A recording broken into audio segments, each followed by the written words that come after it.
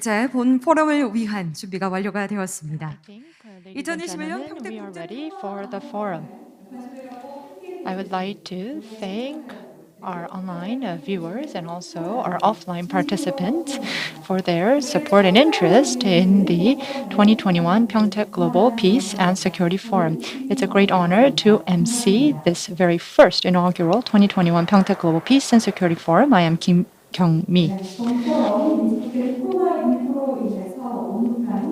This forum is being provided in hybrid form due to the COVID-19 pandemic. I would like to thank everyone once again for taking part despite the difficulties. I would like to thank you for your interest as well.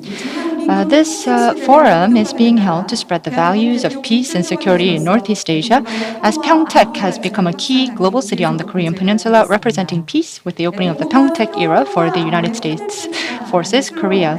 The theme for this inaugural forum is opening a new chapter for peace and security, and under this broader theme, we will explore the role of USFK in response to changes in Northeast Asia's security environment and Pyeongtaek and the evolution of the ROK-US alliance over the next 2 days. It is our hope the forum will serve as an opportunity to raise the status of the city of Pyeongtaek and Korea in Northeast Asia.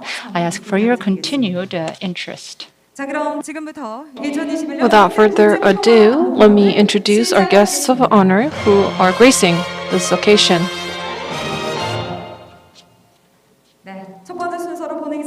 First and foremost, as I mentioned, we would like to introduce to you our guests of honor for today's event. As I introduce our guests of honor, please provide a big hand. Thank you very much for your hard work and great interest and support for today's event. Mayor of Pyeongtaek, Jang Sung-jung. Next, we have Chair of Pyeongtaek City Council, Mr. Sunny Hong. Next, we have a member of the National Assembly, Ui Dong-yu. Welcome and thank you for your attendance. Next, a member of the National Assembly, Ki Won-hong, has joined today's event. Next, we have Brad Sullivan, Chief of Staff, U.S. Forces, Korea. Thank you very much for your participation. Next, we have Mr. Min Sun-sung, former Minister of Foreign Affairs of the Republic of Korea. We have Chairman Seung-jo Chung from the Korea-U.S. Alliance Association. Next, we have Policy Advisor of the Pyeongtaek City, In Bom-chun, and also former Commander of Korea Army Special Wartime Command.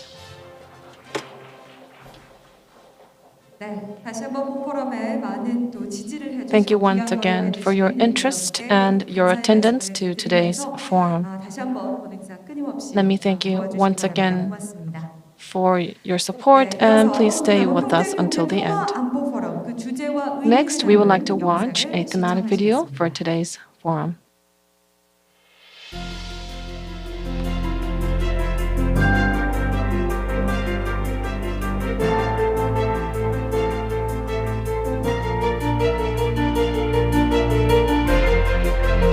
"70 years of ROK-US alliance, together since the establishment of the Republic of Korea, amidst a strengthening alliance discussing security in Northeast Asia. Together with USFK, we envision the future of Pyeongtaek. An era of new security. USFK opens the Pyeongtaek era. The new center of global security, Pyeongtaek. As we envision a future with U.S. forces, we propose a way forward for peace and security in Northeast Asia.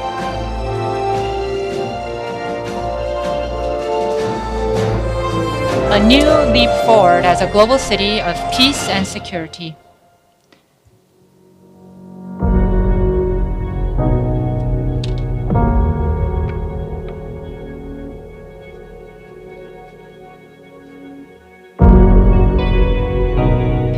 Opening a new chapter of peace and security.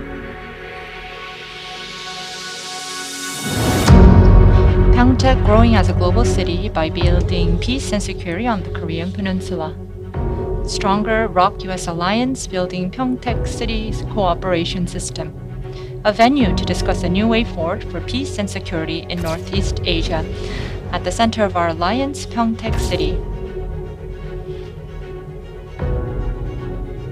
Overview of 2021 Pyeongtaek Global Peace and Security Forum Session 1, United States Forces Korea and the Northeast Asia Security Environment. Changes are in order in international order for the peace of Northeast Asia. The role of Korea in promoting peace and security in Northeast Asia. The changing role of USFK in the past 70 years of alliance. Session 2, Pyeongtaek City and the evolution of the ROK-US alliance. USAG Humphreys relocated in 2017, Pyeongtaek gaining importance as home to US base as alliance grows stronger. The role of Pyeongtaek in the era of Pyeongtaek.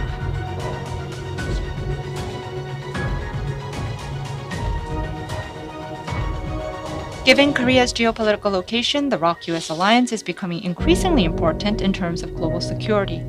In-depth discussions on Northeast Asia security will be held today, opening a new chapter in Northeast Asia.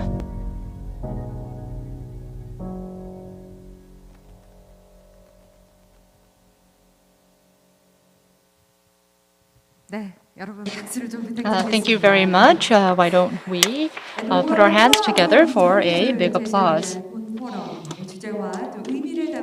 This was a thematic video that showed the sub-themes as well as the significance of the forum. And I also look forward to the future of Pyeongtaek, and I look forward to your support as well. Next, we will invite Mayor of Pyeongtaek City, Jeong Jang-sun, for the opening remarks. Please welcome him with a big hand.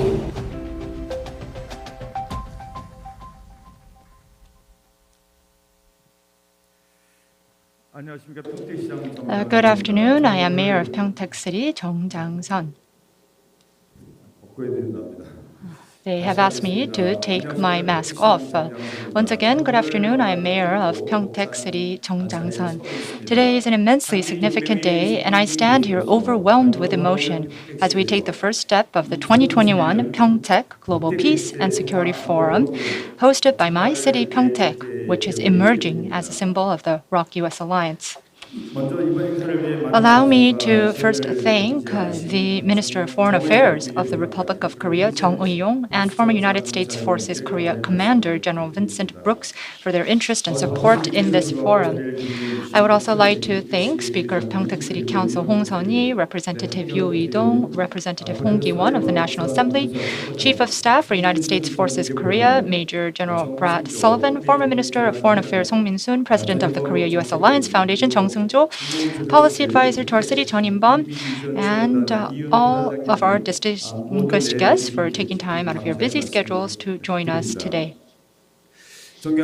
Honorable guests, we live in an era in which the ROK-US alliance is evolving. The security environment is changing dramatically, and the world is currently living through a period of heightened health security risks. The crisis at hand renders national borders useless, bringing the global community together in agreement that the most important values are solidarity and cooperation. It is against this backdrop that the city of Pyeongtaek, by hosting the 2021 Pyeongtaek Global Peace and Security Forum, seeks to provide a venue for dialogue in promoting the values of peace and security on the Korean Peninsula and beyond in Northeast Asia. This is a first by a local government. We hope that through this forum, the city of Pyeongtaek and U.S. Forces Korea can, as the main actors of the alliance, search for their respective roles and build upon this a solid system for international cooperation. At this forum, we will take stock of the roles of Pyeongtaek City and USFK and the solidarity between the two amidst the changing security landscape. This forum will serve as a milestone in ROK-US alliance in which new opportunities will be identified. Honorable guests, ladies and gentlemen, the ROK-US alliance is strong. The strength of our ties is an achievement made possible through the blood and sweat of Pyeongtaek City, USFK, and in a broader sense, the Republic of Korea and the United States of America. For a long time, the two have coexisted as good neighbors, standing by each other whenever a crisis emerged. Now, more than ever, the values of solidarity, cooperation, communication, and coexistence are important. I hope through this forum we can open a new horizon of peace and security together as allies, as neighbors, and as friends. The 2021 Pyeongtaek Global Peace and Security Forum is the inaugural event. Over the years, the forum will continue to grow, enabling us to discover roles to play in new areas to strengthen the ROK-US alliance and serve as a foundation for hope and prosperity in Northeast Asia. I am certain this is possible if you join us on this journey. 같이 갑시다. Thank you. 네, 시장님 말씀 대단히 감사합니다. Thank you very much, Mayor Jung, for your great and welcoming remarks. We are trying to open an opportunity to spread peace and prosperity in the Korean Peninsula. You said 같이 갑시다, let's walk together, and I would like to continuously ask for your support and interest. Now we would like to move on to a welcoming remarks by Chair of the Pyeongtaek City Council, Mr. Sung Hee-hong. Ladies and gentlemen, please welcome him with a big round of applause.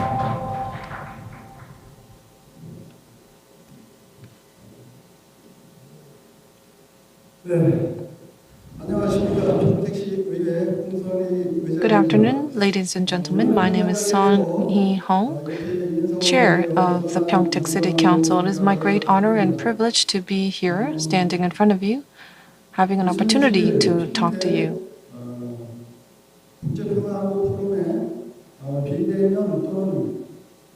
For those of you who are joining us, both virtually or on site, and I would like to sincerely congratulate the launch of today's event.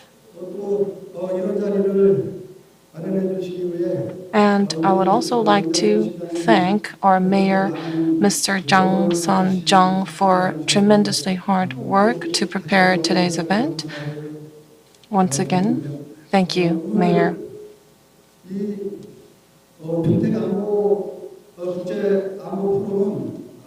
Today's forum, 2021 Pyeongtaek Global Security and Peace Forum, is a venue for us to create a foundation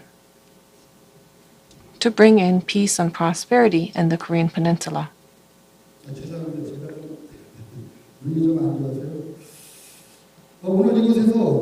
Sorry, I do not have great vision, so I would have to read off my script. We warmly welcome domestic and foreign guests who is attending the 2021 Pyeongtaek Global Peace and Security Forum. As you know, that it is very meaningful that today's forum is being held here in order to discuss peace and security in Northeast Asia, centered on Pyeongtaek. Although the soldiers of both countries had different languages and cultures back in the 1950s when there was the Korean War, they became one under the name of comrades. And the strong relationship of trust between the two countries that began with them and has now continued for over 70 years under the name of ROK-US Alliance.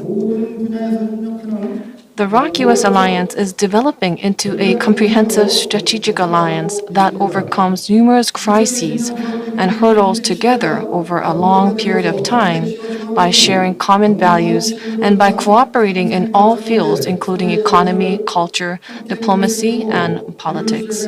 As the Pyeongtaek era of the U.S. military base in Korea begins in 2020, the city of Pyeongtaek and the U.S. Forces Korea should seek each other's roles for mutually beneficial development. In that sense, the inaugural event, 2021 Pyeongtaek Global Peace and Security Forum, will be a promising start for peace and prosperity in Northeast Asia and a promise between the Pyeongtaek City and the U.S. Forces Korea to spread the value of communications. distinguished and honorable guests, Pyeongtaek will play a key role as a center for peace and prosperity, not only on the Korean Peninsula, but also in the broader Northeast Asian region. I hope that today's opportunity will come up with cooperative measures, and I expect that this relationship will further develop. Thank you very much. 네, 감사합니다. Thank you very much. We also believe that through this forum, Pyeongtaek will become a global city that takes a leading role in promoting peace and security in Northeast Asia. Next, we would like to invite the Minister of Foreign Affairs of the Republic of Korea for the congratulatory remarks. He has sent us a video message.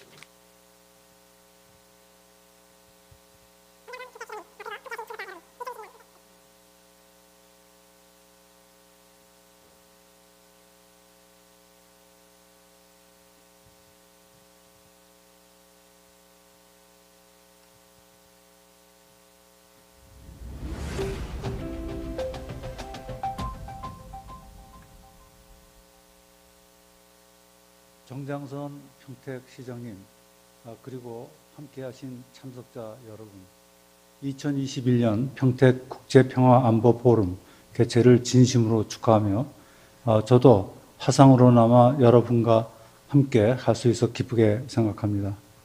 평택시는 해외 단일 미군 기지로는 최대 규모인 캠프 험프리스가 위치한 곳으로서 주한미군의 안정적 주둔을 위한 환경을 제공하고 있습니다. 특히 정장선 시장님 취임 이래 평택시는 주한미군 사령부와의 긴밀한 협력을 통해 주한미군의 주둔 환경을 꾸준히 개선함으로써 한미동맹의 발전에 크게 기여하고 있습니다. 오늘 포럼을 통하여 동북아 안보 환경 변화에 따른 주한미군의 역할과 진화된 한미동맹을 위한 평택시의 역할에 대하여 많은 건설적인 제언들이 나올 것으로 기대합니다. 한미동맹은 우리 외교 안보 정책의 근간이며 동북아의 평화 번영을 위한 초석입니다. 그리고 굳건한 한미연합 방위태세는 한반도의 항구적 평화 정착을 위한 우리 정부의 외교적 노력을 강력한 힘으로 뒷받침하고 있습니다. 이제 한미동맹, 주한미군, 평택시는 한반도와 영내 평화와 번영을 실현해 나가는 데 있어 불가분의 관계에 있습니다. 한미동맹의 발전 과정에서 주한미군의 역할을 새롭게 모색하고 또 주한미군의 보금자리인 평택의 역할을 모색해 나가는 것은 매우 중요한 과제입니다. 평택시는 한미동맹의 미래를 담고 있는 도시입니다. 주한미군과 우리 국민 간의 민군 관계가 가장 비중 있게 형성되는 공간이기도 합니다. 외교부 유일의 지방조직인 평택 소파 국민지원센터를 운영하고 있는 이유이기도 합니다. 그리고 오늘 출범하는 평택 국제평화안보포럼이 한미동맹의 발전을 논의하는 포럼뿐만 아니라 평택시의 대표적인 국제행사로 성장해 나가기를 진심으로 기원합니다. 외교부로서도 필요한 성원을 아끼지 않겠습니다. 오늘 행사의 성공적 개최를 위해 노력해 주신 정장선 시장님과 평택시 관계관 여러분께 다시 한번 감사의 말씀을 드립니다. 감사합니다. 네, 박수를 부탁드리겠습니다. Thank you very much. 네, 국제도시 평택시 안날은 따뜻한 또 응원과 Thank you for your kind support and encouragement for the future of Pyeongtaek City. 말씀 시작에 이 영상을 He mentioned, or rather, we had some technical glitches before we were able to enjoy the message, so we would like to ask for your understanding. Next, we would like to invite Representative Yoo Lee-dong of the National Assembly for his congratulatory remarks. Please welcome him with a big hand.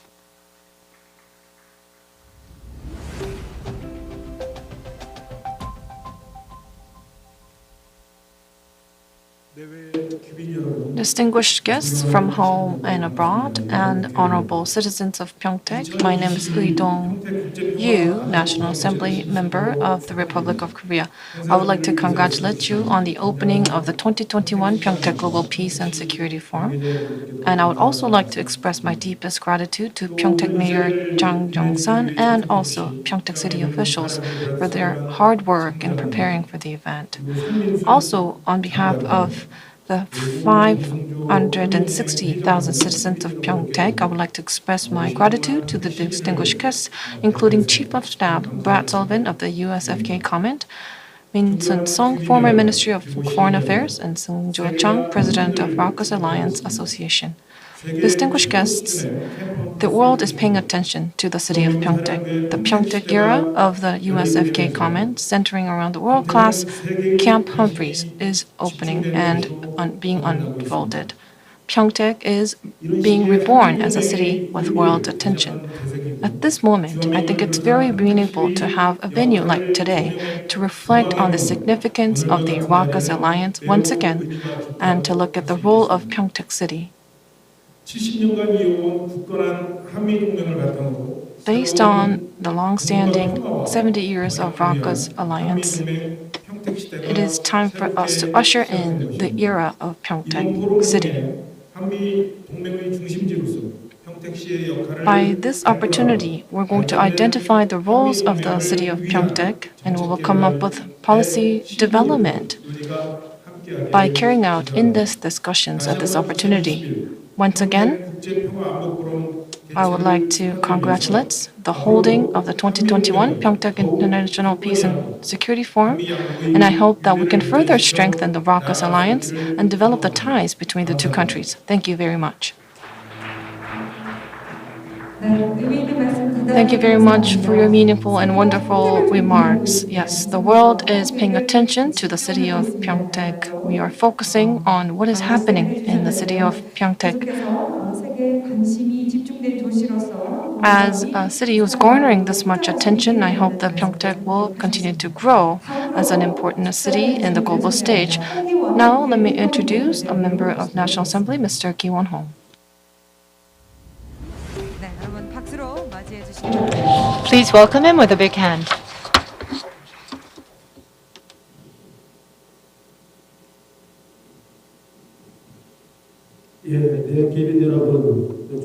Good afternoon, ladies and gentlemen, and also the people of Pyeongtaek City. I am Hong Ki-won, a member of the National Assembly. First, allow me to extend my heartfelt congratulations on the opening of the 2021 Pyeongtaek Global Peace and Security Forum. I would like to first thank Mayor Dong Jang-sun of the city of Pyeongtaek for organizing this forum despite many difficulties due to the COVID-19 pandemic. I would also like to extend my gratitude to our keynote speaker, former Minister of Foreign Affairs of the Republic of Korea, Song Min-soon, and former USFK Commander General Vincent Brooks, who will be joining us online for a special speech. Also, Chief of Staff for United States Forces Korea, Major General Brad Sullivan, and also President of the Korea-U.S. Alliance Foundation, Mr. Chung Seung-jo, and also John Im-bum, who is a Special Warfare Commander, former Special Warfare Commander of the Republic of Korea. I would like to welcome all of you, and I would also like to extend my gratitude to all of you. I believe this forum marks a meaningful beginning in that a local government is seeking to discuss and tackle the national agenda of peace and security. As you know, the city of Pyeongtaek is home to Camp Humphreys, which is the largest overseas base of U.S. forces in the world, as well as the Osan Air Base, which is used when the President of the United States visits Korea. As such, it is at the center of national security and is being required to take on a more significant role as a city that symbolizes the ROK-US alliance. The international landscape is fast changing. Reconsidering the importance of the alliance and the role of United States forces in Korea, and considering ways in which the people of Pyeongtaek can coexist with U.S. forces to ultimately improve the cooperation between the Republic of Korea and the U.S. is not only very timely, but bears great significance. Pyeongtaek must advance as a city of global peace on the foundation of a strong ROK-US alliance. I believe that peace and security are two sides of the same coin. You cannot have one without the other. I sincerely hope that today's forum serves as a venue for communication and dialogue whereby we can engage in deep discussions and seek solutions to open a new chapter of peace and stability in Northeast Asia. I hope that it can serve as an opportunity for Pyeongtaek City to move forward as a global city of peace. Once again, I would like to thank everyone who joins us despite their busy schedules. And in closing, I ask once again for your continued support for peace on the Korean Peninsula. Thank you.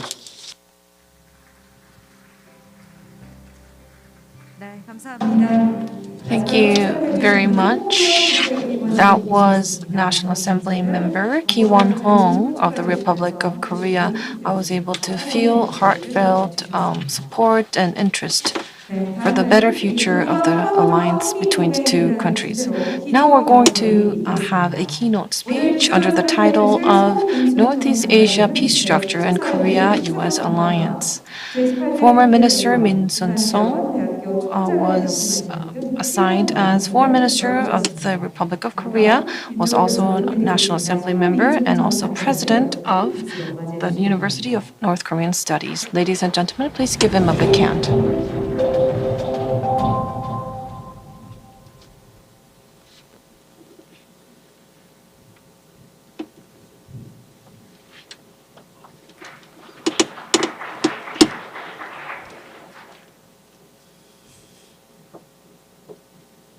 저는 이 우리나라 정부가 미국과 Good afternoon, ladies and gentlemen. I believe that the Korean government has to, back in 2003, when the government made a decision to move the U.S. base to city of Pyeongtaek, I was abroad. I was not in Korea.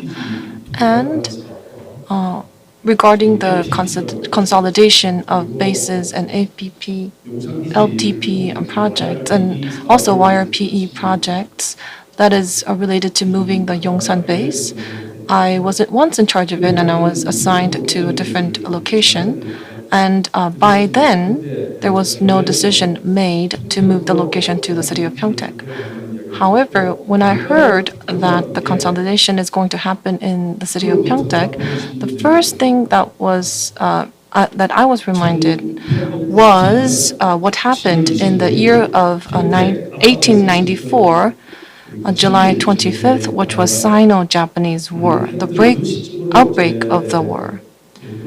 So I was brought into the memory and the history in this region. This Sino-Japanese War was a starting point and also a beginning for an overturn of the conventional order in the Northeast Asian region. As a result, today, as we are witnessing the transformation in the security posture of the Northeast Asian region, the city of Pyeongtaek is holding such a tremendous and wonderful event to focus on global peace and security.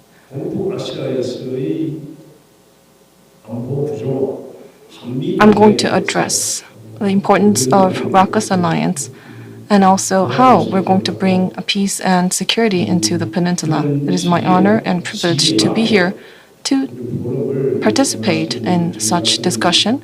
And I would also like to thank Mayor Jung Jang-son and Chair of the City Council for organizing this event. I would like to pay my sincere respect for the decision.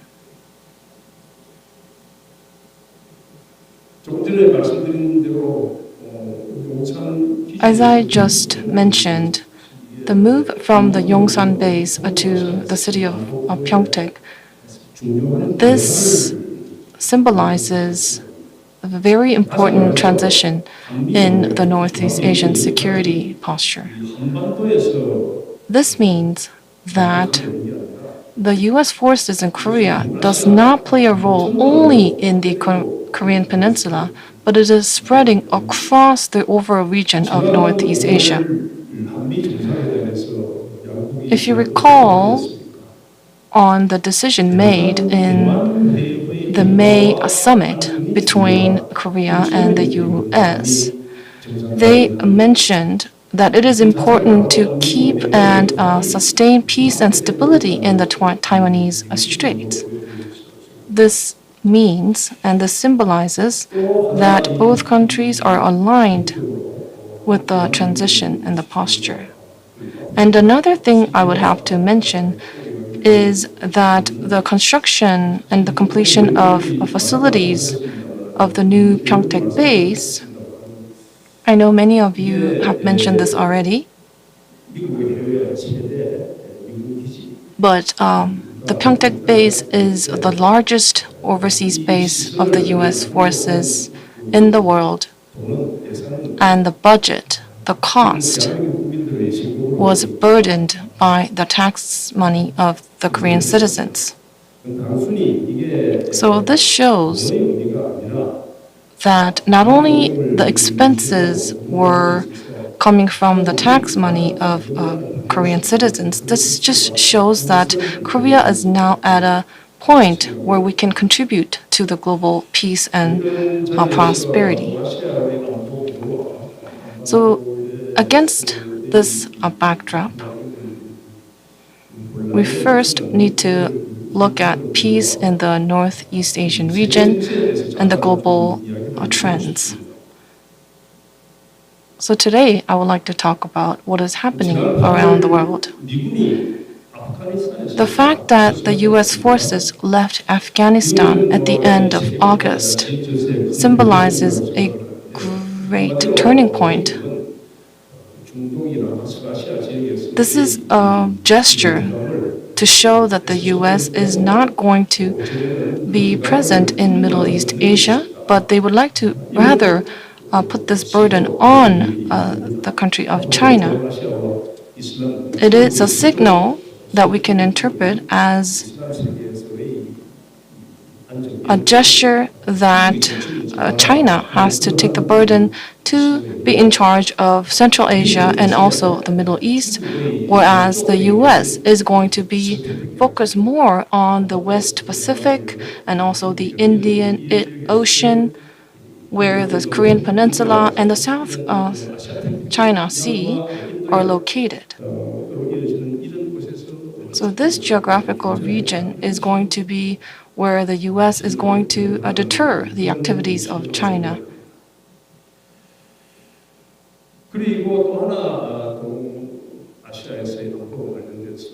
And another perspective that I would like to provide to you when it comes to the security of Northeast Asia is that now President Biden took office following his predecessor, President Trump. Even though there was this transition, the fact that Asia First approach hasn't changed. Even though President Trump said America first, that was already mentioned back in the 1940s when the U.S. was going to participate in the Second World War or not. Back then, there was an American Security Committee formed, and then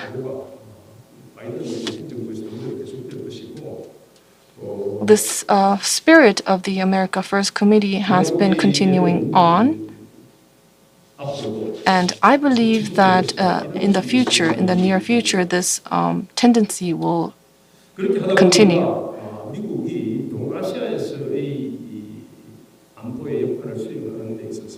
So when it comes to the U.S. playing a role in the security and peace of the Northeast Asia, I believe that they are going to continue to grow when it comes to their arms presence. And as much as China increases the arms and weapons in the region, the U.S. and the allies are going to also continue to increase the investment in the arms posture. And I'm sure that you remember the birth of AUKUS, linking the UK, Australia, and the US back in September 15th. So to provide my personal opinion, I think the US will eventually going to be present in East Asia, the West Pacific, and the South Sea China region. I think the U.S. is going to hold hands of Australia and U.S. allies in the East. And for the northern part, the U.S. is going to work with Japan and Korea. And the Yellow Sea, the West Sea, is going to be a place where Korea will be a strong partner of the U.S. And by utilizing these partners and alliances, the U.S. is going to deter Chinese activities in the region. This is my own interpretation. However, from China's perspective, 최소한 이 서태평양 지역에서만큼은 at least in the West Pacific region, China would like to secure their presence locally. And related to this issue, a diplomacy expert once said that China is being very aggressive, and there was some continuous debate and discussion about this expression. No matter what we think, no matter how evaluate China, but China has that will. They would like to increase their presence so that they are notable and noticeable in the region. So the so-called Chinese dream, the China dream, is being witnessed, and I'm reminded of what happened in the 19th century. Back then, when President Monroe was in office, 미 유럽은 위주 대륙에 대해서 손을 떼라 하지만 America declared that America should be independent from European influences back then, and America wanted to erect an order in the Americas, including North America and South America, and that was what happened, and we call this the Monroe Doctrine. And when we recall what happened in the past, I think what China is trying to do is very similar to that specific approach. 그렇게 하다 보니까 특히 또 중국은 국내 정치상 시진핑 주석이 And because of the domestic political environment of China, where President Xi has been in power for a long time, 한치라도 밀리면 국내적으로 어려워질 they believe that if they step backwards, then the environment is going to be more hostile towards them. 결국 이렇게 되니까 미국과 중국 사이 As a result, between the US and China, I believe that there is going to be a great and higher tension for a long term related to state-of-the-art science and technologies, political regimes focusing on human rights, and also conflicts related to Taiwan and also Hong Kong. 자, 그런데 이러한 국제 정세와 우리 주변 정세를 둘러도 So, this is the environment that we're facing. And now it's time for us to now look back on what's happening around the Korean Peninsula.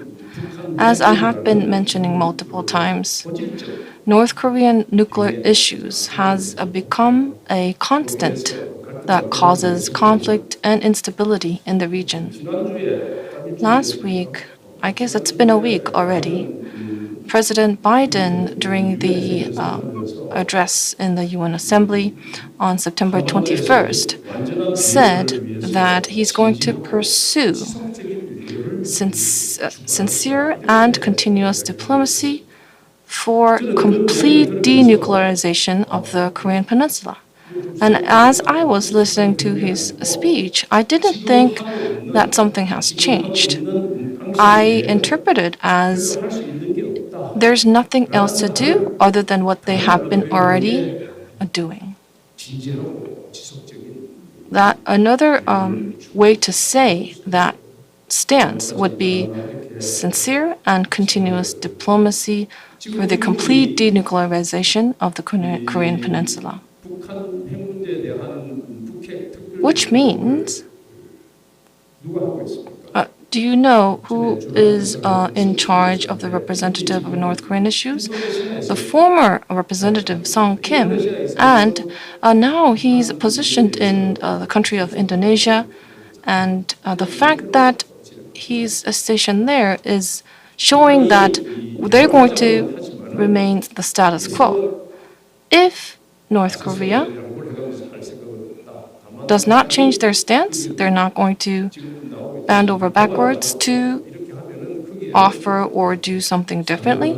However, if North Korea is willing to give up their nuclear weapons and prove the giving up of nuclear weapons, they would like to respond to that gesture. 북한이 원하는 제재 해제 때문에 계속 싸움이 되고 있는데 So I would say the source of the conflict is the sanctions against North Korea. 보이지 않는 However, unless North Korea gives up their nuclear weapons programs, the U.S. stance is not going to change. And this stance has been the same, even after the transition of the offices from former President Donald Trump to the current administration of President Biden. 미국이 양보를 하면 If the U.S. backs up and if they give up on the stance without the abolishment of nuclear programs in North Korea, that will also impact domestic policy environments of the United States. So now let's look at what's happening in North Korea or their stance. What they're saying is that how could we give up nuclear weapons programs which is directly linked to the means of survival? How can they trust the US without having nuclear weapons? That is why they said they cannot give up on holding nuclear weapons. 지금까지 이렇게 된 And this gridlock has been continuing so far. 북한이 이런 협상 과정에서 And during such negotiation process, the condition that North Korea always suggests, and we also saw this trend in the recent negotiation too. The sister of Kim Jong-un has mentioned this as well recently. They said they cannot help but having nuclear weapons until that there is a guarantee of the survival and continuation of their regime. 하고 있는 방식은 So what North Korea has been doing and what North Korea has been utilizing 그래서 남한을 is showing a weak 한국이 나서서 미국을 spot, which is South Korea, and that is why they would like to take advantage of South Korea in order to ease sanctions against them, and so that they can come up with some sort of safety measures, both militarily and politically and also economically, utilizing the help of South Korea. 엄청난 불만이라든지 So the fact that Pyongyang has been using hostile words and expressions against Seoul, and the fact that they're shooting short-range missiles, which can be interpreted as an intention to attack South Korea, is something to put threats against South Korea. And when I look at the North Korean region, I'm always reminded of the upturn and the downturn of the geographical influences and waves. And I feel like in the Northeast Asian region, this geographical features are playing a big role. As you all know, whenever there's conflict between continental forces and maritime forces, we were the number one target and the victim of those conflicts. As I mentioned, the historical relationship between Pyeongtaek and the past Sino-Japanese War, that was also a time where maritime forces and continental forces were in great conflict. That was on the verge where Korea as a country had almost disappeared and collapsed. So that is why I believe that we need to pursue harmony between both maritime and continental forces. When the harmony is reached and achieved, there will be peace and prosperity in the Korean Peninsula, and that is a condition that we're in that we cannot avoid and get out of. So then we have to, before we think about how we can self-arm ourselves and self-prepare ourselves for peace and prosperity. I would also look at some of the objective conditions that we're in.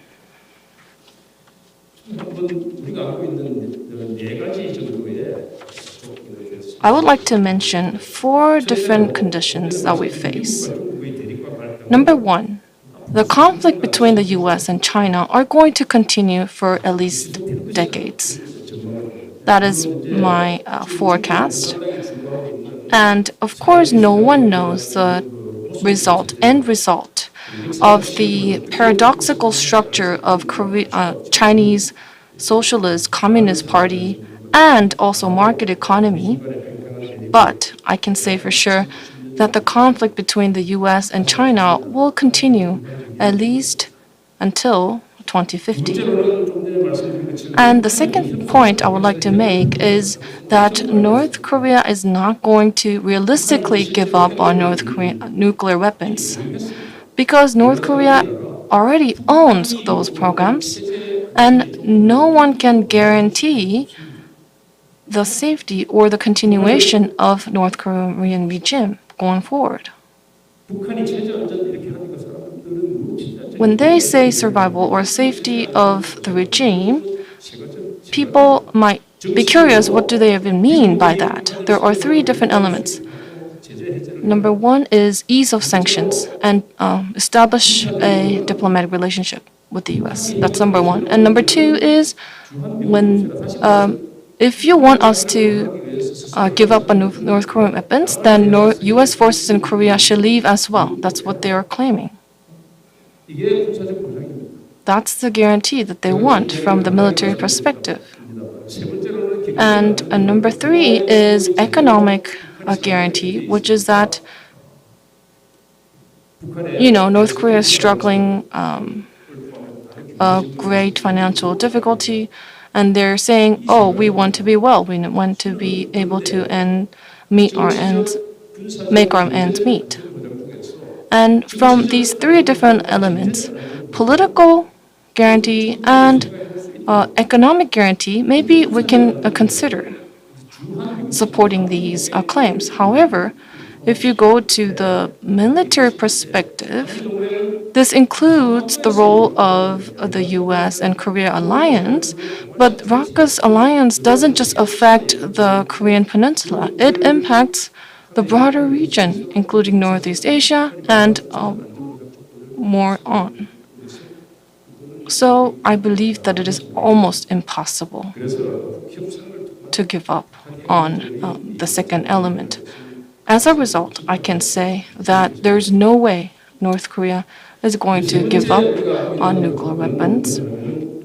Number 3, even if the North Korean regime collapses, I mean the individual, let's say Kim's family collapses, I think the North Korean regime will stay in power. The reason why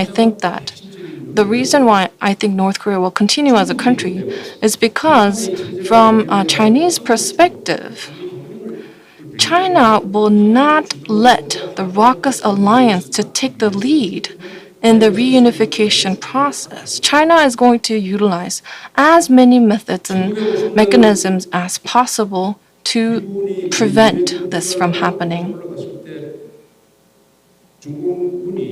If you think about what had happened during the Korean War, that was October 15th of the 1950. That was when China came and crossed the river Amrok to came to the Korean peninsula. Back then, the US was the strongest power who was the winner of the Second World War. And even back then, the US failed to restore the whole country. And think about what's happening right now. 70 years have passed. And China will say and declare that the leadership of South Korea and the US are not going to happen. They're not going to let the North Korean regime just collapse.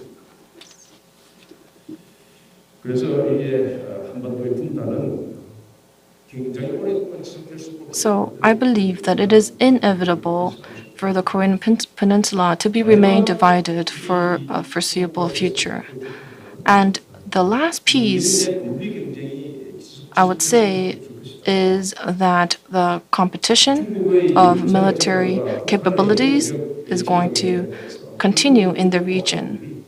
The Chinese regime is investing heavily in their arms and weapons, and allies of the U.S. in the region, China, Japan, and Korea, are also going to invest heavily as well to have and secure deterrence against Chinese growth. So given this environment, I think I would like to call this transition as a passive change, passive peace. When I say negative peace, we're not going to have a war right at the moment, but it's going to be a status of tension where internal conflict will continue, and there's always going to be a chance of military clashes between different stakeholders. So it will be somewhere between peace and war, even though it's not an active war status. And I would like to call this negative peace. And as a member of the North Asian region, this is not what we want. We do not want just negative peace. We want a possibility of war to be sufficiently deterred, and we would like to create a security measure where trade, environment, and healthcare, and the quality of life of the residents can be elevated, which is a positive peace.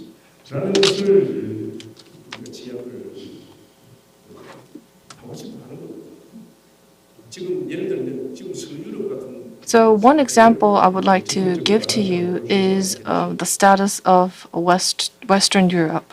They have already achieved positive peace. To be honest, there was an attempt in our region back in the past. If you recall, 1988, when President Roh suggested to carry out discussion and dialogue about the peaceful Korean Peninsula, and Minister Baker also came up with a similar suggestion a few years later. And also during those process, even though in the past China had been very passive, they had changed their postures in 2000s, and they took part in the negotiation process. And as a result, from 2003, there was a six-party talks with different stakeholders, and the dialogue was carried out to discuss not only the peace of Korean Peninsula, but the overall posture. And after that, multiple rounds of working level dialogues were held. However, because of some of the following happenings, the six-party talk had collapsed and was put on a halt, and dialogue to bring in positive peace was lost.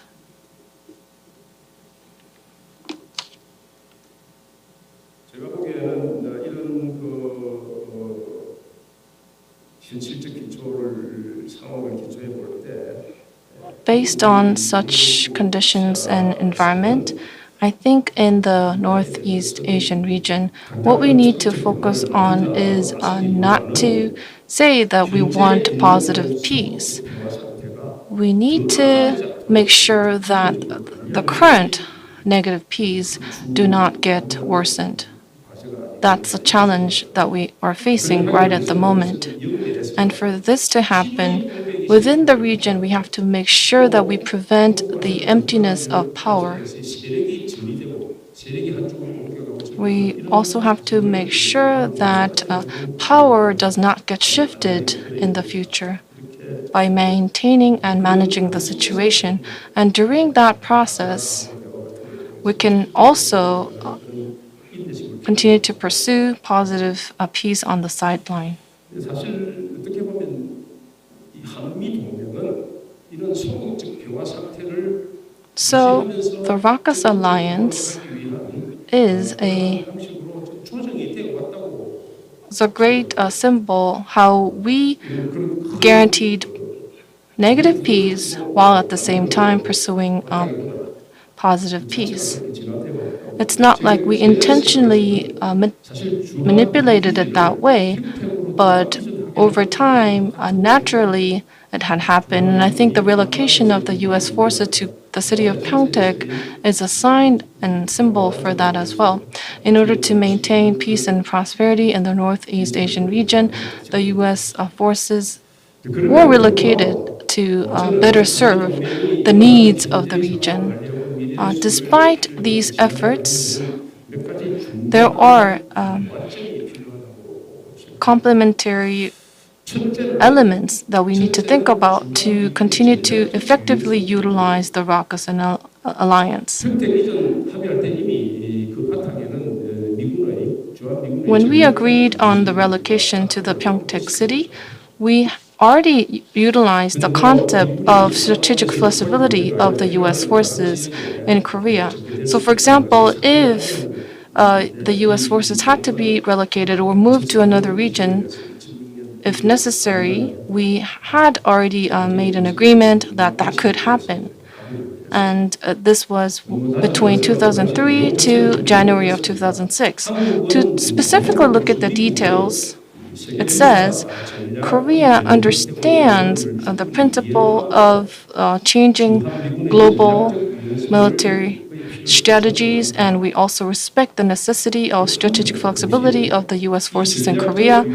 And when it comes to the execution of such strategic flexibility, the U.S. respects the Korean citizens' stance that without the consent of Korean citizens, the U.S. is not going to engage in other conflicts in Northeast Asia.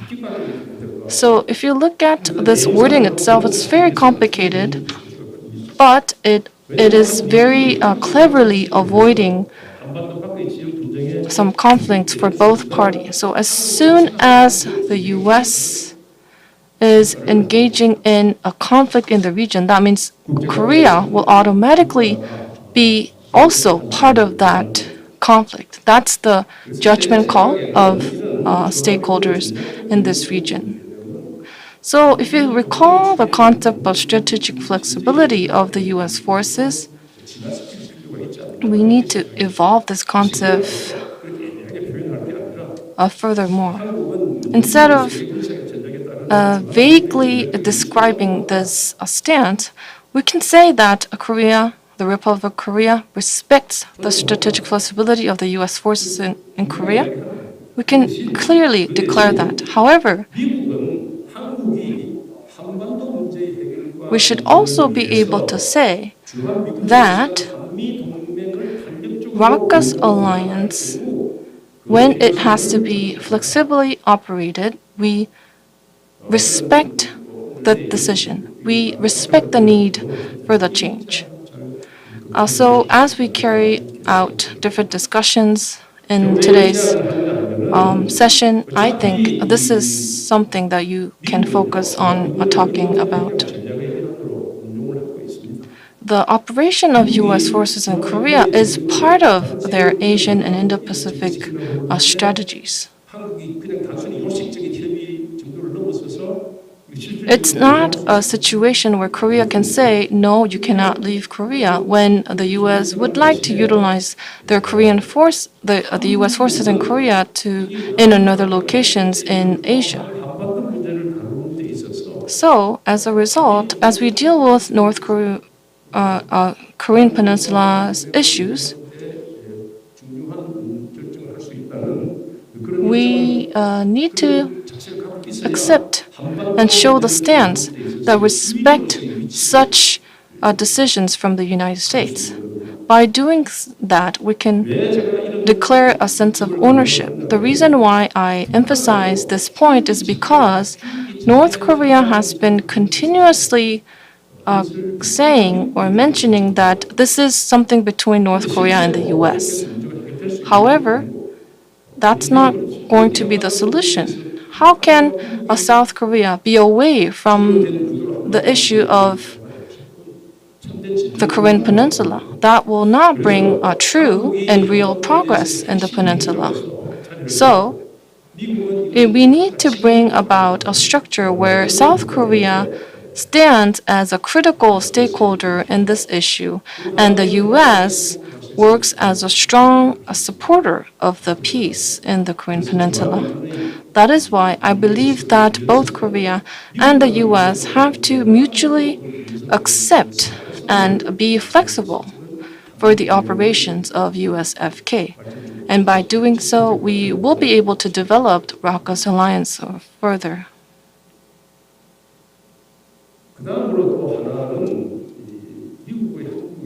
And another point I would like to make is the strengthening of the nuclear umbrella covering the Korean Peninsula. As North Korea continuously develop their nuclear weapons system, they are elevating the level of threats and provocations. And based on these preconditions, North Korea is trying to manipulate the policies and actions of the Korean government. And if this trend continues, Korean citizens will continue to doubt and remain suspicious about the trustability and reliability of the nuclear umbrella that the U.S. has installed in the Korean Peninsula. And if this continues, then the Korean public will say, maybe not in the near future, but we will for sure have to build some sort of weapons system where it's not quite a nuclear weapons yet, but a nuclear weapons system that is comparable to that of Japan or Germany. I looked at a recent research result, and 69% of Korean citizens agreed that Korea should come up with an independent nuclear weapons system.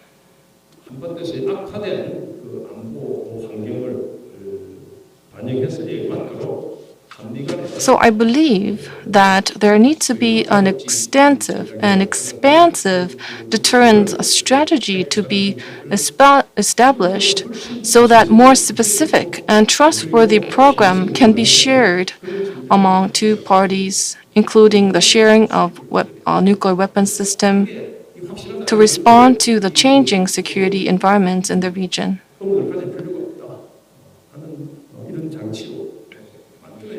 So that Korean citizens stop doubt and remain suspicious about the credibility of the nuclear weapons protection system. And last but not least, we have to talk about the OPCON transfer as well.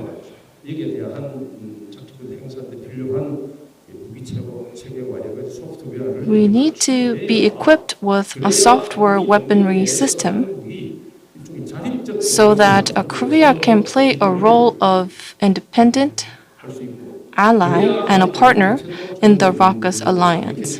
And by doing so, the alliance itself can become more stronger. However, we cannot just leave the issue of OPCON transfer. This has to go align with the strengthening of nuclear protection umbrella in the Korean Peninsula by the U.S. Back in 2006, when Korea and the U.S. were specifically discussing when the OPCON has to be transferred, we had a separate plan to pursue the stop of nuclear weapons in the North Korean regime, and also the improvement of peace and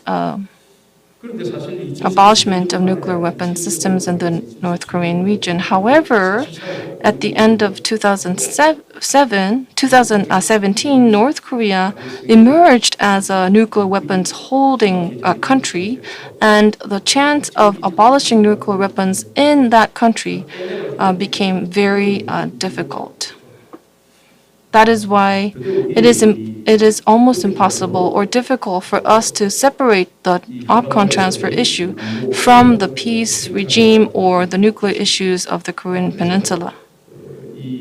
That is why I believe that the OPCON transfer issue has to be very discreet, and we should be able to judge and gauge the objective conditions of the national security of the times. And when we are discussing bringing in or building the peace structure, we have to talk about the declaration of the end of the war. This was also discussed when I was in the relevant position. And as you know, a few days ago at the UN General Assembly, President Moon delivered an address and once again suggested the declaration of the war and the Korean Peninsula as a precondition to resolve North Korea's nuclear issues and to bring in peaceful regime.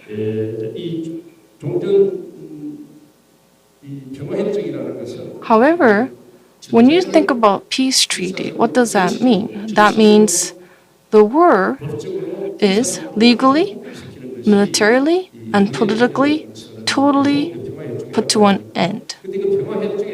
However, if you look about Article number 1, the fact that the war is over, he's saying, oh, we should separate the Article 1 from the peace treaty and just declare it now. However, if you consider the current circumstances and environments surrounding the Korean Peninsula, there are a lot of risk factors that we need to consider. Let's say we declare that the war is over. Then, how are we going to answer a question? Then why is the U.S. forces still in Korea? How would you answer that question? That is the fundamental issue that is going to be brought to the surface if you declare that the war is over. And there will be a lot of clashes between many people who are thinking from a different perspective. So, in my personal opinion, I think we should not divide the public by bringing in this declaration. And let's say the person who would like to declare the end of war, and if they actually believe that it is going to be helpful in bringing in peace and prosperity in the Korean Peninsula, let's say they are confident about it, then there is one option. Number one, let's say by this date, as of this date, the armistice that was established in the year of 1953 is going to be ended by this date. I think it could be maybe more like a four-party declaration, South Korea, North Korea. And then the second article would be, because of this declaration, the ROK-US alliance will not be impacted at all about this declaration. We need to have this statement included in the declaration. And as a person who has been dealing with issues for ages, I can say for sure that this will not be accepted by North Korea. The reason why I say this is because some people in Korea, some voices in Korea say, oh, if we say declaring end of war in the Korean Peninsula will not impact the presence of the ROK-US alliance, and Article 1 and Article 2 can be combined and we can pursue this direction. And even though it's likely that it won't be accepted, we can try.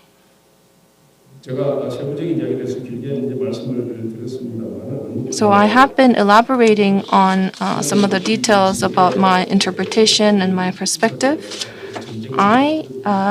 If you recall some of the historical materials and documents about wars and battles around the world, no matter what region it is, no matter what area it is, the increase of arms race, at one point, those arms races are going to be actually utilized. A measure to stop the use of those arms are not going to work at one point. That's the conclusion that we can derive from our past. The ROK-US alliance is concerned about the increase of arms race in the region, and the ROK-US alliance is trying to convert the current negative peace to a positive peace, and we're in that very process. And I know that there are many officials from the ROK-US alliance and also Pyeongtaek City officials who are joining us today in this very locations. I would say the ROK-US alliance have been serving two different roles, dual functions. One is deterring war on the Korean Peninsula, and the other is to prevent the emptiness of power, the vacuum of power in the Northeast Asian region and the West Pacific. And harmonizing these two different functionalities are crucial in maintaining peace in the region. So I sincerely hope that today's discussion and tomorrow's discussion will bear constructive results and discussions over the 2 days. And I would like to expect many fruitful discussions on the 2 days, as I said. And I hope that the role of city of Pyeongtaek is going to be very conducive and critical in bringing peace and prosperity in Northeast Asia and the Korean Peninsula. Let me congratulate once again. 전 장관님, Thank you very much, former Minister Song Min-soon. We have a question that was posted via Zoom. If you could stay on the stage. Due to the time constraint, I will not be able to share all the questions, but I will ask one question. Before you ask the question, I just want to mention that I know as much as I know. So usually I share my comments as a keynote speaker, and I usually receive comments and questions. I try to answer those questions to the best of my ability. So I welcome the question. This is the question. 그 한미 동맹에 있어서 Yes, when it comes to the ROK-US alliance, the local government, the Pyeongtaek City, maybe when it comes to the role of the city, there could be a limitation. That's the prejudice that we need to overcome. And I think now we're trying to overcome that prejudice by holding this event and having discussions with experts. What can city of Pyeongtaek do to further improve and strengthen the ROK-US alliance?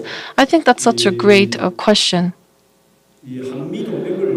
However, in order to maintain the ROK-US alliance, I would say number one, the U.S. forces in Korea have to be able to sustainably and stably station in Korea.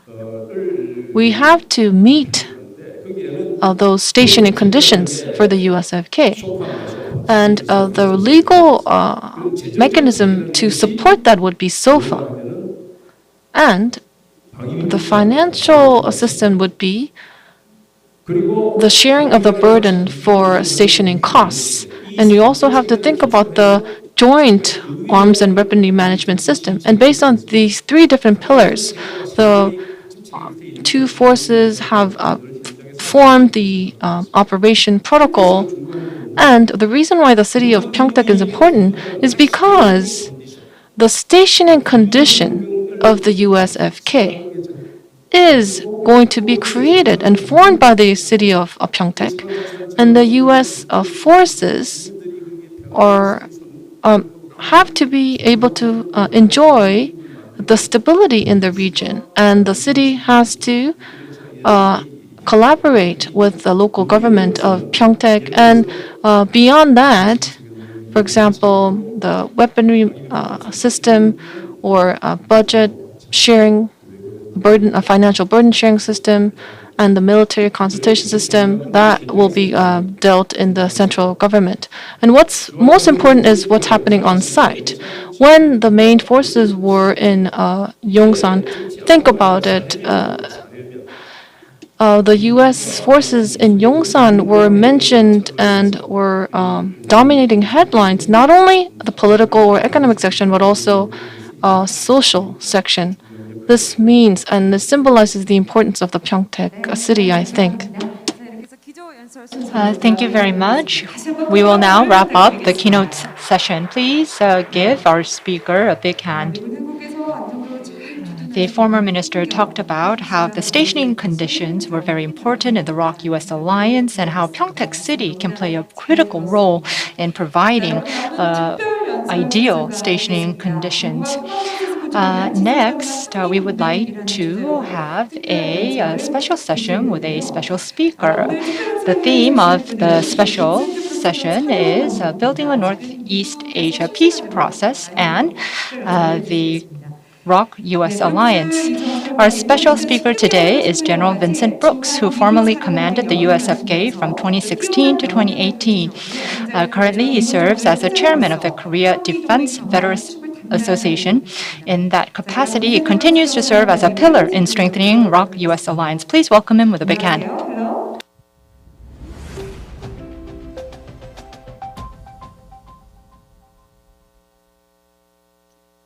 안녕하십니까. General Vincent Brooks, 대장입니다. It's good to see everyone, and it's an honor to be with you today. I hope you can hear me all right. Let me just say first that I very much appreciate being invited to participate in this Pyeongtaek Global Peace and Security Forum. And I think it's very important that Pyeongtaek is hosting such events. As I currently lead the Korea Defense Veterans Association in partnership with the Korea-U.S. Alliance Foundation, and I'm very glad that my partner there, General Jung Sung-jo, is present. We work to support and strengthen the Korea-U.S. Alliance and to support those veterans, American and Korean, who built and served this unique alliance from 1950 to the present day. And so when we're talking about the alliance today, this is right down the main line for what it is that we do at Korea Defense Veterans Association. I'm just honored to participate. Let me thank Mayor Jung Sun for creating this event and opening the city of Pyeongtaek for this conference. I'm sorry I can't be there in person. I would certainly love to be able to do that. But the mayor's personal invitation to me, I felt obligated to participate even electronically like this. I think it's important to congratulate Pyeongtaek. I remember seeing Camp Humphreys in Pyeongtaek when I was assigned in Korea in 1996 to 1998. And to see it now, to see both the city and as well Camp Humphreys, it really is difficult to even comprehend how significant a change has been made there in Pyeongtaek. It's absolutely remarkable.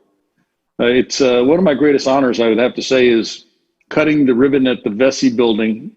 It was just over 3 years ago in June of 2018 where we cut the ribbon and essentially launched the Pyeongtaek era.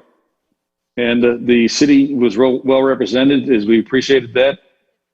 And at the national level, there was great representation as well. And it was an expression that South Korea was very, very committed to a continued presence of U.S. forces in Korea well into the future. Now, we can't predict exactly how long that will be. It's difficult to do that. But we can say that there's a clear expression of commitment. And I believe it's a mutual expression of commitment that not only has the facility been built by South Korea, but the U.S. continues to be present for it. Remember, it was there at Camp Humphreys and also at Osan when we had two presidents visit, where President Moon Jae-in and also President Donald Trump both visited on the same day. And it happened to be the anniversary of the ROK-US Combined Forces Command, CFC. It's the place where the majority of U.S. forces and their families now live and work. And it is one of the most advanced facilities anywhere in the world. When U.S. troops return to the United States, their bases are not as modern as the base there in Pyeongtaek. It really is a remarkable environment for our troops and our families who live and work there. Now, Pyeongtaek's citizens are neighbors of the Americans and the United Nations members who were stationed there on Camp Humphreys. And the importance of good neighborly relationships cannot be overstated. It was a critically important matter for me. I know it was also for General Abrams, and it is also for General LaCamera. So as we continue in the Pyeongtaek era, the neighborly relationship must be emphasized, sustained, and supported. And this can be a problem when you have foreign troops stationed in your area. But so far, it's going very, very well. And again, I applaud the city of Pyeongtaek for its openness and its friendliness as this new era has begun. Now, this idea of a commitment that South Korea has made to the defense of the peninsula and also to the support of the U.S. forces and UN personnel who stand shoulder to shoulder with the ROK Armed Forces is really the heart of what it is we're talking about there. Let me just share a few thoughts today about sustaining the alliance. And I do want to applaud former Foreign Minister Sung Min Sun for his excellent insights. Many of his points I have great agreement with as we look at the geopolitical dynamics, as we look at the historical dynamics, and as we think our way through a changing environment that still is very, very dangerous. We are talking today about peace and security. And indeed, as the foreign minister stated, they are related to one another. I do happen to believe that in this case, on the Korean Peninsula, security must precede peace. South Korea must be secure. And as I'll comment, so must North Korea, a different kind of security, but South Korea must be secure. And the alliance must be secure in order to set conditions for peace. And I believe that peace on the Korean Peninsula precedes global peace. Now, will we see global peace in our lives? I certainly hope so. But the journey to get there from the peninsula to the globe is very, very challenging. Even within the last few weeks, we saw new weapon systems demonstrated by North Korea and also demonstrated by South Korea, for that matter. We've seen reflections of an openness for dialogue and at the same time repeatedly slammed doors as they've been closed in the face of any progress. So the journey will be a very, very complicated one. It should be expected to have starts and stops, moments of frustration, periodic moments of success. And I think that has to be viewed as the journey to get toward peace. It would be naive for us to think that peace is going to occur in some switching of a light switch, and that today we're in armistice, tomorrow we're in peace. Even with the declaration, I don't believe that is true, because transitions must occur to move from what is fundamentally military relationship between North Korea and the alliance. Remember, it's the armistice that governs the interactions of the countries. Normal diplomatic relations do not exist at this point in time. It'll be good when they come, but they're not there right now. So what we have is a relationship that is fundamentally defined by military agreement. And what we need is to find a way to transition then from that military relationship into a traditional state-to-state relationship.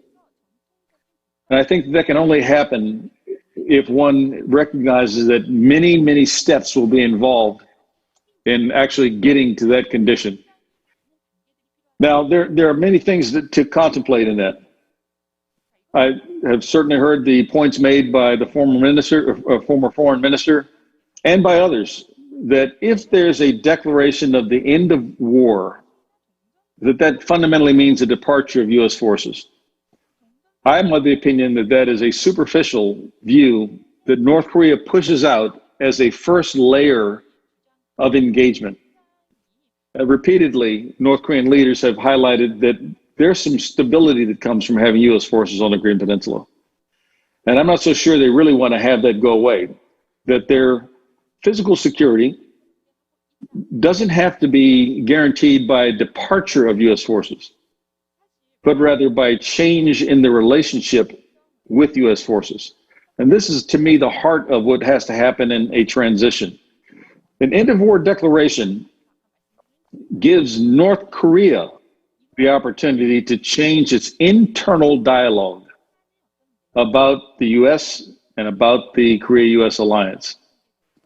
Remember, we have now generations of North Koreans who have been raised on a diet of hatred and enmity as it regards the Korea-U.S. alliance and the United States specifically within it.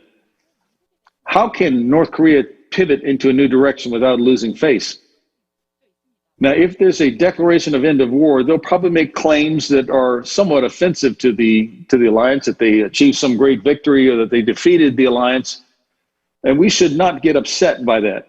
We should view that as an internal message that the North Korean leadership is communicating to its own people so that it can move in a different direction without losing face, and especially with the hardliners who are still in North Korea.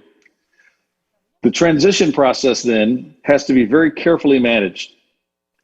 You know, when I was the commander there, it became clear to me, and I used to communicate this frequently with Washington especially, but also in Seoul, that there is I call it a cultural conundrum, a very different view of how the sequencing of things should occur.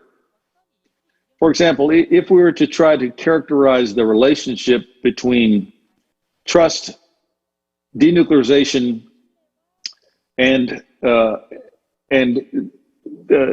relationships like a new peace relationship, the Western view, the American view, and I would submit the European countries, especially who are involved in the UN command, would view it as denuclearization must be demonstrated first. And from that, then trust can emerge, and then a new relationship can ensue. But it's been my experience that on the Korean Peninsula, the opposite is true. That in Asia, a new relationship must come first, then trust can emerge, and then denuclearization, already having been promised, will be fulfilled. So I do believe that there is a road to peace and a road to denuclearization on the Korean Peninsula, but it begins with a changed relationship. Now, what is it that would signal to North Korea that there is a new relationship? What is it that would cause them to believe that it's different than it has been in the past? Over the last really 68 years of armistice, or 71 years since the start of the Korean War. How can they believe that the policies of the alliance are not hostile to North Korea? These are all the essential questions that I believe must be recognized from the perspective of North Korea. And this is a challenge for us as we think about the ways forward. Often our perspective is from our own position. The alliance must remain strong. I agree with that. The alliance must never relinquish its pressures so that North Korea can move. Well, I don't fully agree with that. I believe actually that the alliance must take a greater degree of risk because it has advantage. The alliance is stronger than the North Korean People's Army. Certainly the two democracies of the alliance have a stronger form of government, a stronger attention to human rights, a better chance for economic growth and development, a better connection to the rest of the world than North Korea's society has. North Korea is a dying society. So how then do we convince North Korea to feel differently about the alliance? And I would submit to you that the risky proposition of an end of war declaration is one way to do that. Now, with that, there must be a coupling. You know, I'm of the view that professional military forces need to be trained and they need to stay in readiness. just as any one of us who are going to a doctor for a surgical procedure would want that doctor to be practiced in its specific business. We don't want to arrive at the doctor's office and find out that, well, we haven't really done this for 6 or 7 years, but it will be okay. That wouldn't build confidence.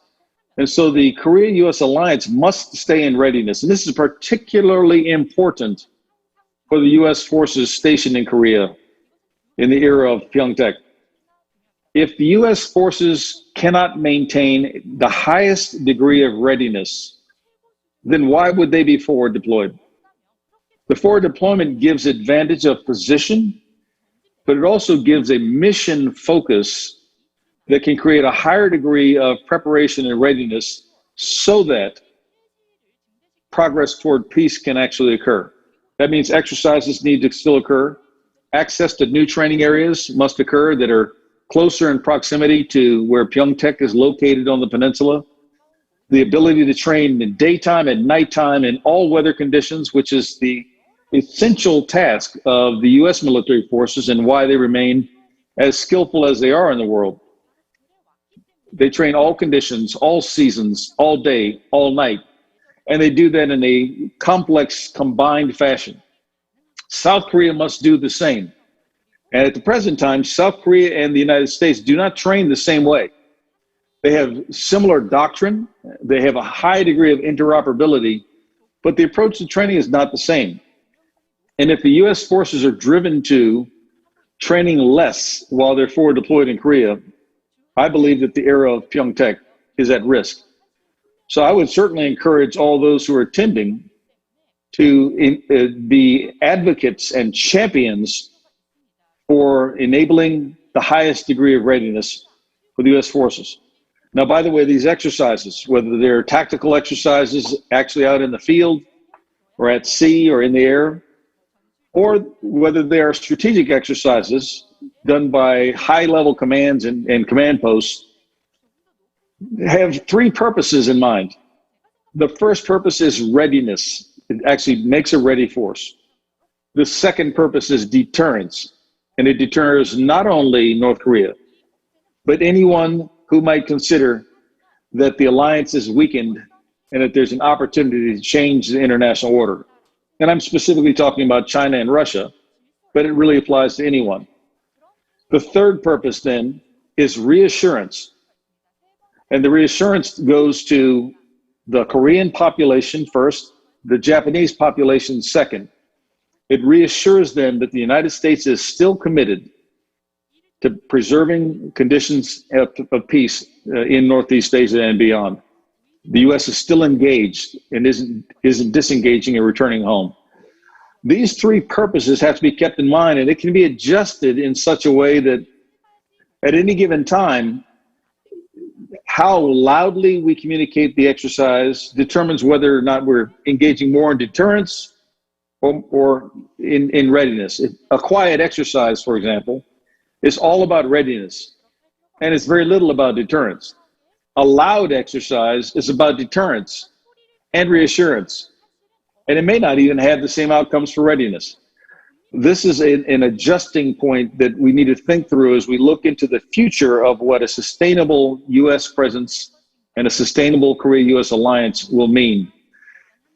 Everyone inside of this conference needs to be a champion for that type of thing, and to ensure that there is a fire break that prevents political maneuverings by parties who would find utility in using the U.S. presence as a political football. And that's a great challenge in an election year. You must help guarantee that that is not the case. Because if it is, it puts the alliance at risk, and it puts the commitment of U.S. forces at risk, and will bring an end to the era of Pyeongtaek. I believe that there are ways for us to move forward in a positive and constructive way toward peace by having a strong and ready alliance that isn't boisterous, that isn't bragging about its capability, but that has a real capability nevertheless, and that can lower its shield, if necessary, to shake hands with North Korea. That will take a journey of frustration, without a doubt, in my own experience with the North Koreans as we repatriated human remains. And I'm very glad that that was just done again over this past weekend. And President Moon Jae-in's personal participation sent a big, very powerful message. But as we did that in 2018, with 55 boxes of remains, now identifying over 170 individuals who now have closure with their families, many of whom were South Korean, as you well know, have been returned to their families and are no longer missing in action or unaccounted for. That is an avenue for building some confidence with North Korea. And as that was bumpy, we would expect it to be bumpy in the future. So I'm offering thoughts here on how to stimulate a path to peace, strength coupled with risk-taking to create outcomes. I participated in the creation of the Comprehensive Military Agreement signed in Pyongyang in 2018. And that was controversial in the United States. And it was particularly in my role as the United Nations commander that I endorsed it and believed it to be constructive and additive to the armistice.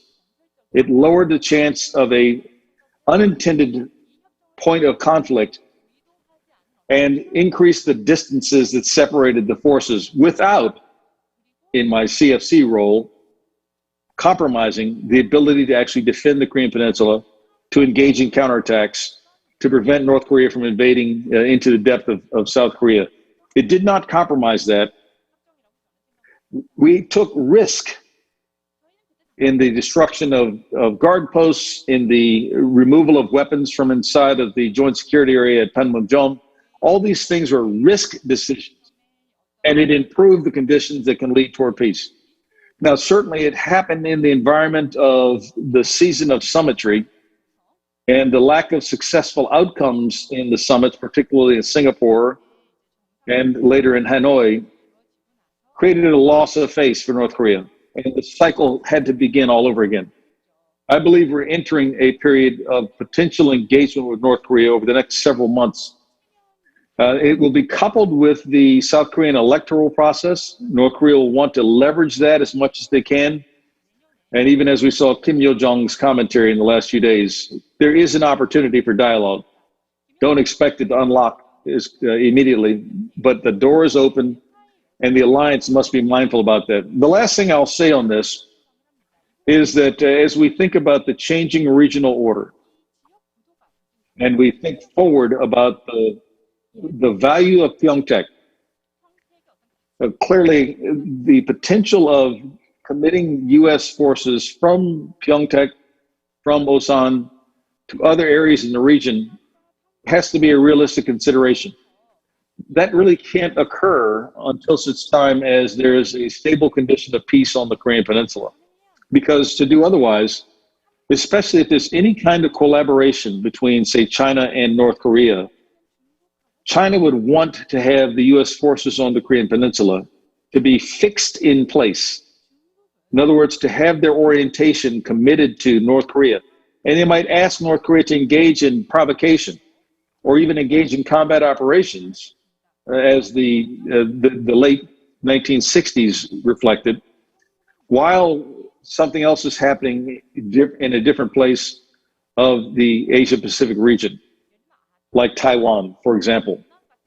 And we have to be thoughtful about that and be careful about believing that Pyeongtaek is only going to be a projection point away from Korea. It could be, but its primary purpose is to demonstrate presence on the Asian continent.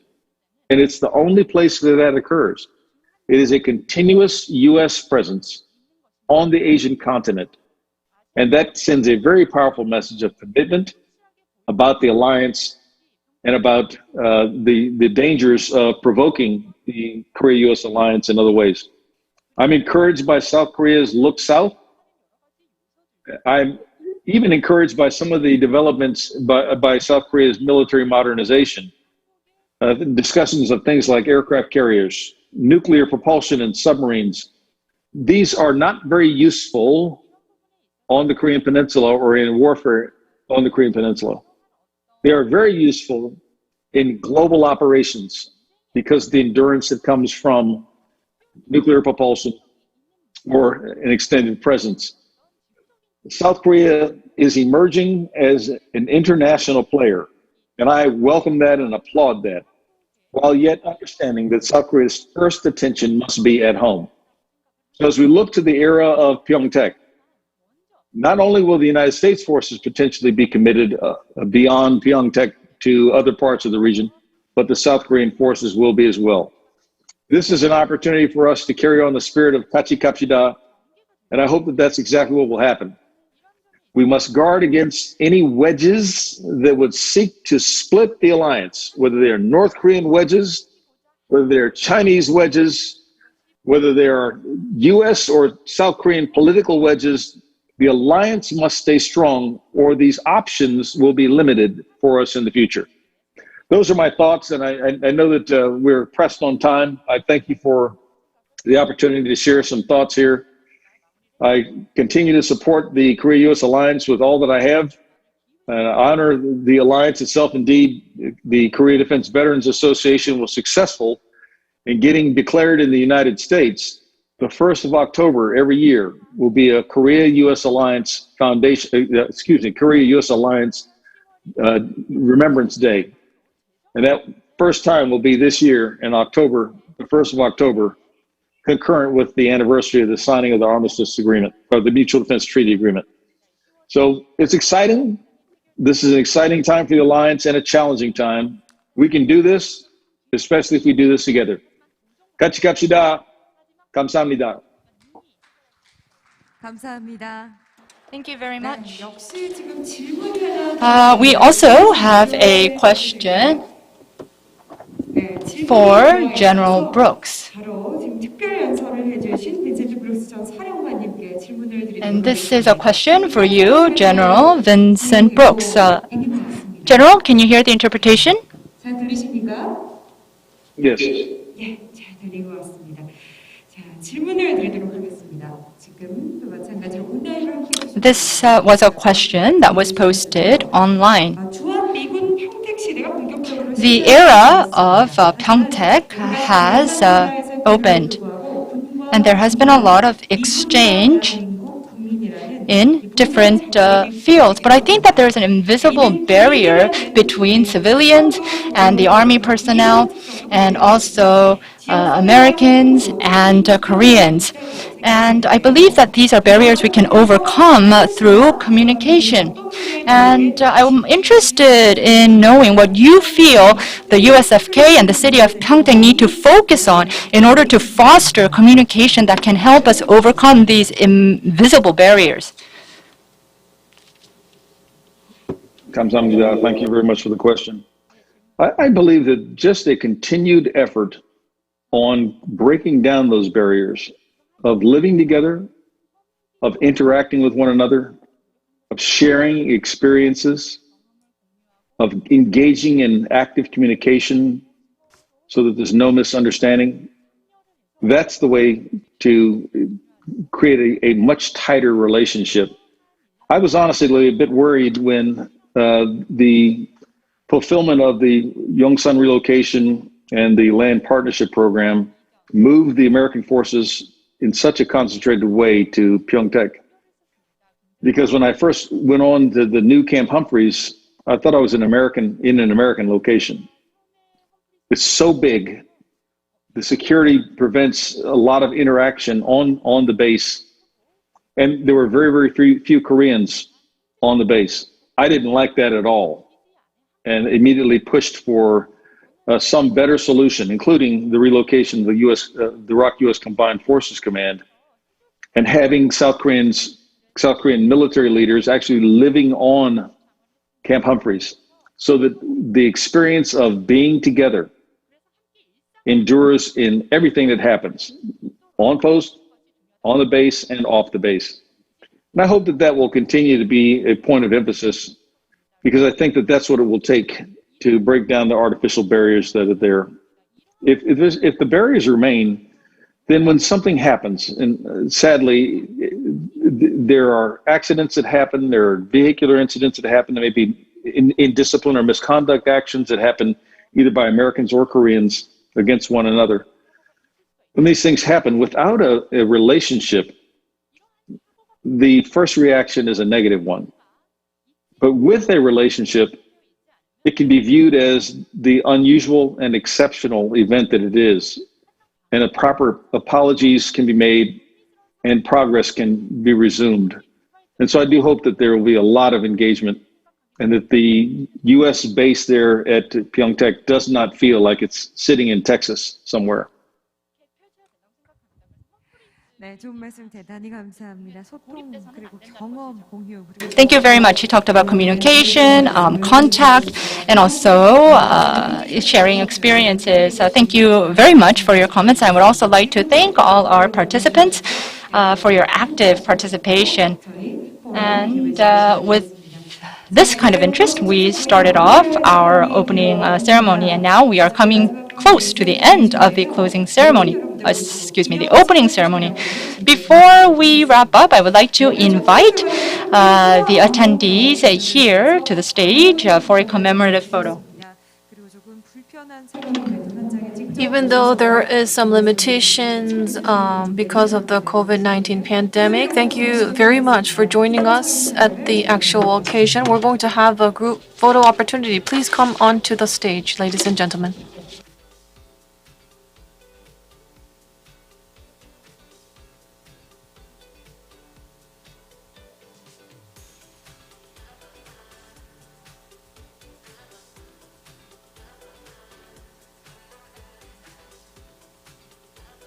네, 동북아의 새로운 평화 안보의 판을 펼치다라는 이 슬로건을 가지고 올해 처음으로 So today's event was an inaugural event under the theme of opening a new chapter of peace and security. We are strictly following the government protocols to guarantee safe operation and proceedings of the event. Ladies and gentlemen, please come up on stage and please wear your masks as you come up on stage, and please stand according to the guidance of our staff members.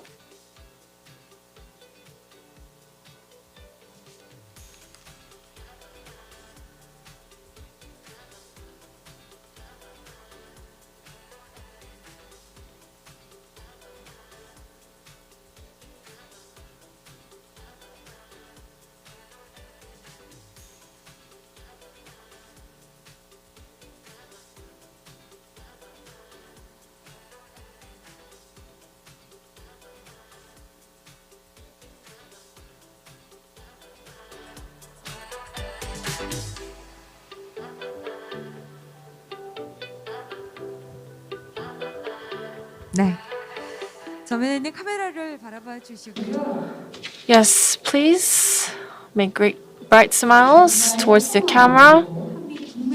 We are holding an event to pursue a new chapter of peace and security in the Korean Peninsula. Thank you very much for your participation and attendance. Please smile towards the camera under the slogan of opening a new chapter of peace and security. 3, 2, 1. Let's do it one more time.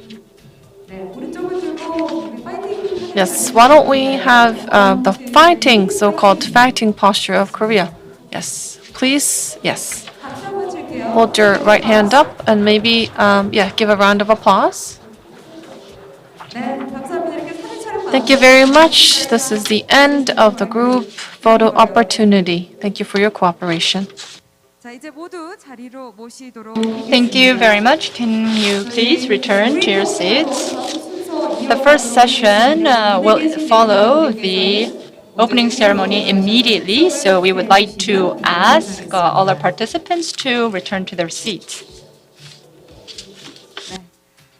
자, 2021 평택 국제 평화 The 2021 Pyeongtaek Global Peace and Security Forum.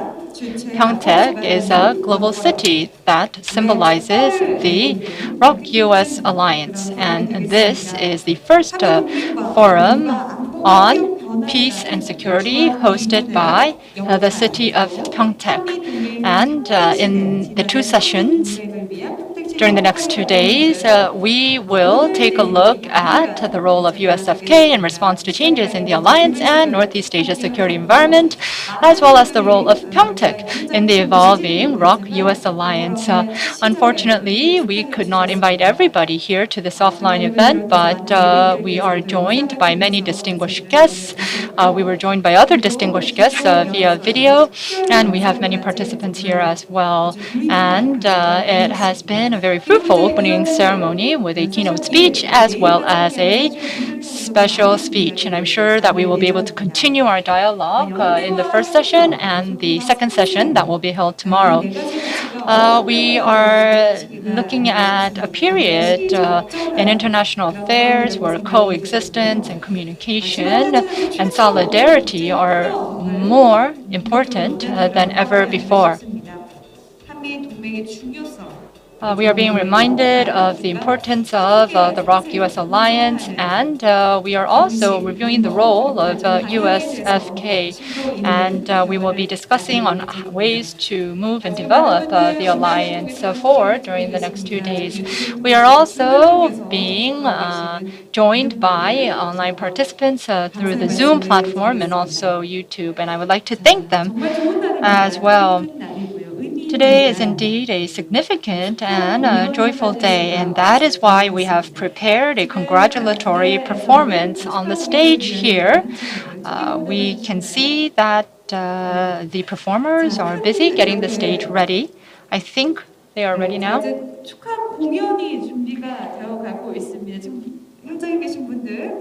I would like to ask everybody here to please take their seats. We will be delivering a performance by Jinmyeong. Jinmyeong is Pyeongtaek's own Korean traditional music band. They are captivating the world with their performance using Korean traditional percussion instruments. Please give them a big hand. They are beloved here in Korea and abroad as well. I think they are ready, so please, everybody, if you can enjoy the performance on the stage, and please welcome them with a big hand.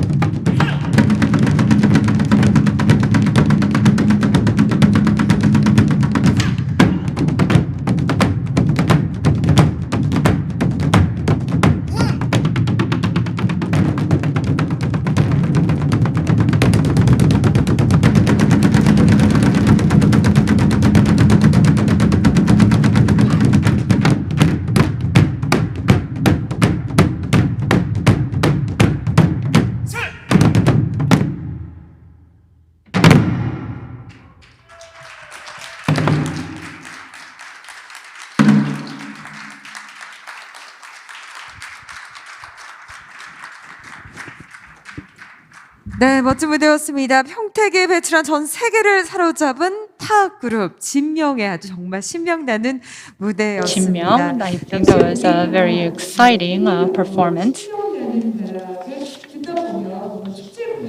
I have to say that when listening to a percussion performance, it really lifts the mood of an event. I'm sure that that was in support of the Pyeongtaek Global Peace and Security Forum. Once again, a big round of applause for 진명. And with that, we will conclude the opening ceremony of the 2021 Pyeongtaek Global Peace and Security Forum. We will take a very brief break and resume with the first session. The first session will be about the ROK-US alliance and the changing security environment in Northeast Asia and the role of USFK. We will take a 10-minute break and resume with session 1. Thank you.